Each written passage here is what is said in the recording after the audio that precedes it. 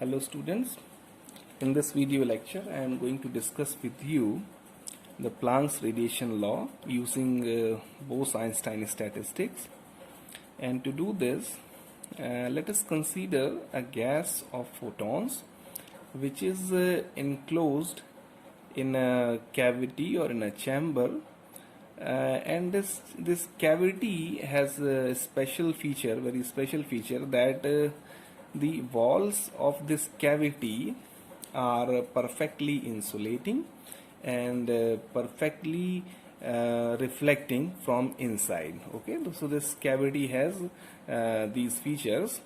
Okay, so I mean to say that this cavity or chamber which contains the photon gas is isolated from the rest of the world, so that its energy of this system is fixed. Okay, is fixed.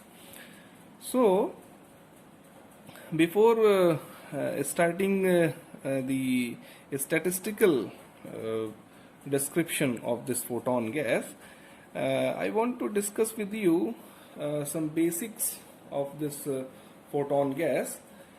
First of all, you know that in order to describe this photon gas thermodynamically, we need to characterize its two thermodynamic variables. I mean that a photon gas is characterized thermodynamically by saying its two thermodynamic variables, which are the total energy E of the cavity or chamber and the volume V of the chamber or cavity. Okay, so E and V are the thermodynamic variables which are appropriate to describe the system of a gas of photons. Notice that this is not, which is a usual way of describing the thermodynamic variables for any system, which is E, V and N. But notice, for photon gas, this number N, the total number of particles in the gas, is not fixed. For photon gas, this is N is not fixed, so we don't describe EVN as its thermodynamic variables. Instead, we describe the photon gas just by saying what is E and what is capital V. Okay, so let me tell you that why this N is not a fixed number, not a fixed quantity for this system of gas of photons. Okay, so as you know that in a chamber or in a cavity which contains this gas of photons, these photons are continuously absorbed as well as emitted from the walls of the container.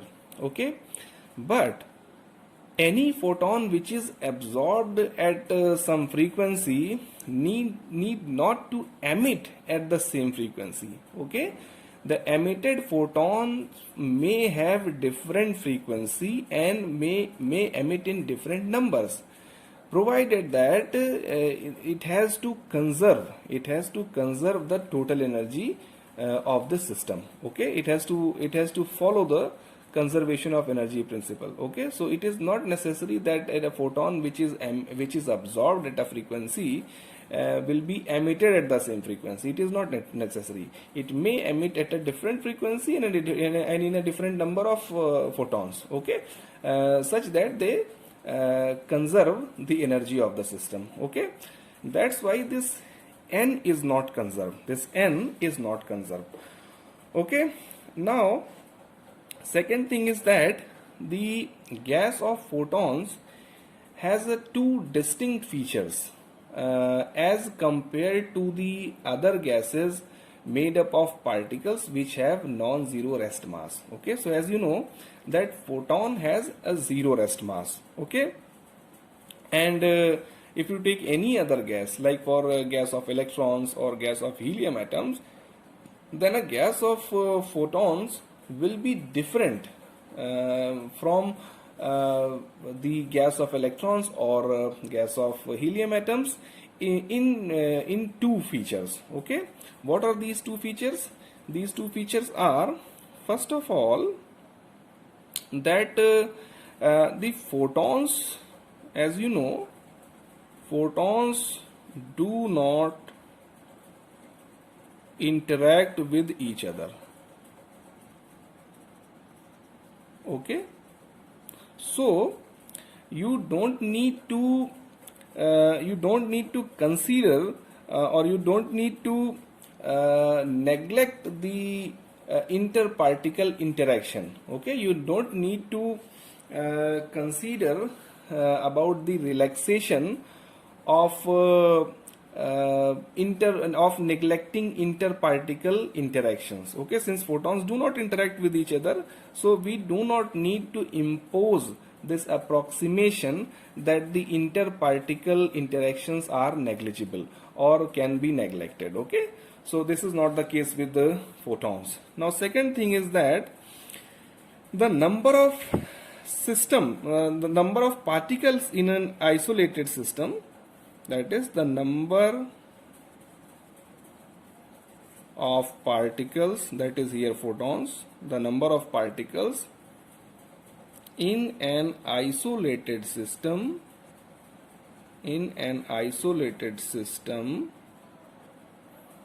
is not conserved. Notice, is not conserved.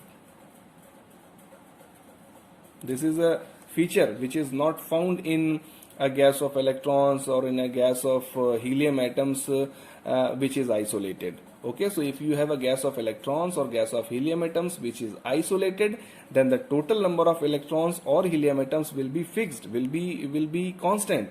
But in case of this photon gas, then this number of photons, though it is isolated, though the system is isolated, though the cavity is isolated, but the number of photons is not conserved. Okay, so this is another remarkable feature of a photon gas. Okay, now let me tell you that as you know that a photon has a spin 1, that is a photon has a spin 1 in units of h cross, that is h upon 2 pi. Okay, and second important thing is that a photon has a spin degeneracy of 2. So you know that photon has a spin 1, that is in units of h cross. So it is a system of, so it is a boson. It is a boson particle. It obeys Bose-Einstein statistics. Okay, and second thing, photon has a spin degeneracy of 2. What does it mean? That photon can have two states of polarization. What does it mean by spin degeneracy of 2? It means that photon can have two states of polarization, which gives rise to its spin degeneracy as 2. Okay, let me tell you further that if this for a particle of non-zero rest mass particle having spin 1, the spin degeneracy for that particle will be 3. But for photon, in case of photon, as you know, if the photon is propagating along z direction, okay, then it has only two possible states of polarization, which gives this spin degeneracy of 2 to this photon. Okay, now let us see where this Bose-Einstein statistics comes into picture. So as you know that photon has a spin 1, it obeys Bose-Einstein statistics. So if I have already told you, or we have derived the Bose-Einstein distribution function. Okay, that is how these photons are distributed in that cavity. We can have a formula for that, and which is from Bose-Einstein distribution function. What this distribution function says?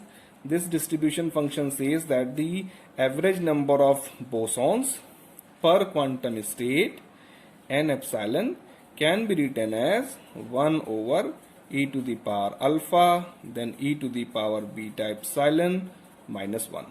Okay, this is Bose-Einstein distribution function. This is Bose-Einstein distribution function, and this tells you about the average number of bosons per quantum state. Okay, now you can see here, and you can also recall there are two parameters alpha and beta which you can notice here. Alpha, you know, is given by minus mu by kt, where k is Boltzmann constant, or let me put a b here, kb subscript b, Boltzmann constant. Mu is chemical potential, and beta is 1 over kbt, if you remember. Okay, now notice, as also you remember that these alpha and beta were appear while we were deriving this Bose-Einstein distribution function, and these alpha and beta appeared as a Lagrange undetermined multiplier imposed by two constraints. Okay, if you recall, first constraint, the parameter alpha arises due to constraint that the total number of particles in the system is constant, is fixed. Okay, so due to this constraint we have introduced a Lagrange multiplier alpha.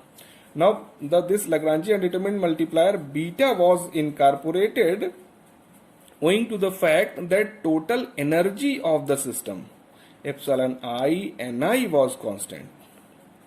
So due to this constraint, this parameter beta was involved. Okay, so now in this case of system of photons, you know that this condition sigma Ni is constant, that is total number of particles is constant, no longer holds here. Okay, this is no longer true here. So since total number of photons in this cavity is not constant, is not fixed, so the Lagrange multiplier corresponding to this constraint would not appear here. Okay, so we can say that alpha will be 0 in case of photons. We can see that. So if alpha is 0, it implies that the chemical potential mu is also 0 for photon gas, and this holds for all temperatures. Okay, at all T, this holds for all temperatures. Now let me tell you further that if you have a non-zero rest mass boson particle, and you have a gas of such boson particles which has non-zero rest mass, then their chemical potential is also 0, but this chemical potential is 0 below a certain specific temperature. Okay, say T0. Below that specific temperature or particular temperature, the chemical potential for that non-zero rest mass boson gas is 0, but above this temperature it is not 0. Okay, but for photon gas this is for 0 for all temperatures. This I am telling you just for your competitive examination point of view. Okay, so we have alpha equals to 0. So our distribution function now reduces to n epsilon is 1 over e to the power beta epsilon minus 1. Okay, now put the value of beta as 1 by kbt, and epsilon we can put as h cross omega, where omega is the frequency of the photon. Okay, and h cross is the reduced Planck's constant. So this n epsilon becomes 1 over e to the power h cross omega over kbt minus 1. Okay, so this is the number of photons per quantum state available in that cavity. Okay, so if we want to calculate what is the energy density, corresponding to frequency omega 2 omega plus d omega, then since we have this number of photons per quantum state, okay, so the next question arises that how many quantum states are there in the given volume. Okay, so if we calculate that we can multiply this average number of photons per quantum state with the total number of quantum states, and then further multiply it with the energy of a photon of frequency omega, which is h cross omega. So the recipe is very simple. If you want to calculate what is u omega, that is radiation density, okay, radiation density inside that cavity between the frequency omega and omega plus d omega, then what you need to do is you first write what is the average number of photons per quantum state, which is n epsilon, multiplied by the how many quantum states are available, how many quantum states are available between the frequency omega and omega plus d omega per unit volume. So that is suppose that is g omega d omega, okay, and then multiply it with the energy of a photon of frequency omega, which is h cross omega. So this is very simple, okay. So we have written n epsilon above, okay.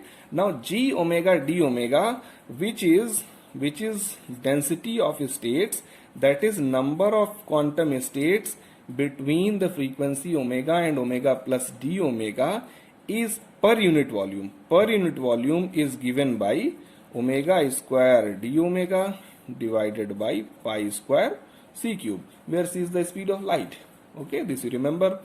I will give you a separate proof of this thing in my next lecture or next video, okay. Just take it as it is. So u omega d omega becomes n epsilon, put the value of n epsilon, which is 1 upon e to the power h cross omega by kBt minus 1 into then g omega d omega, which is omega square d omega upon pi square c cube, and then h cross omega, okay. So let me rearrange this thing and write it as you can write it as h cross omega cube upon pi square c cube, then 1 over e to the power h cross omega by kBt and minus 1, okay, and then d omega. So this thing u omega d omega, that is the energy density between the frequency omega and omega plus d omega, is called the Planck's radiation formula, okay. So this thing is called the Planck's radiation formula. This is called Planck's radiation formula. So you see that by using Bose-Einstein statistics, how we are able to derive this, okay. Now this Planck's radiation formula reduces to Rayleigh-Jean's formula for low frequencies. For low frequencies, as you know, for low frequencies we know that e to the power h cross omega by kBt minus 1 is almost equal to h cross omega over kBt, okay. So you put the value of this at low frequencies in this u omega d omega. What you will get? U omega d omega as what you get as 1 omega will cancel out, and that will be omega square d omega over pi square c cube into kBt. Notice, okay. So this is formula is Rayleigh-Jean's formula. Rayleigh-Jean's formula. This holds for low frequencies. Notice that this again omega square d omega upon pi square c cube is the density of states per unit volume, okay, between the frequency omega and omega plus d omega. This kBt is, you know, the average energy associated with the oscillator, okay. As per the classical description, this kBt, according to equipartition theorem, this kBt is the energy associated with the classical oscillator. So this was the Rayleigh-Jean's formula, and this, you know, for this holds for this explains the black body radiation curve at low frequencies very well, but it leads to ultraviolet catastrophe at high frequencies, that you can see from this omega square dependence, okay. So we will meet in next lecture with the density of states concepts, okay. Thank you. Thanks for your time.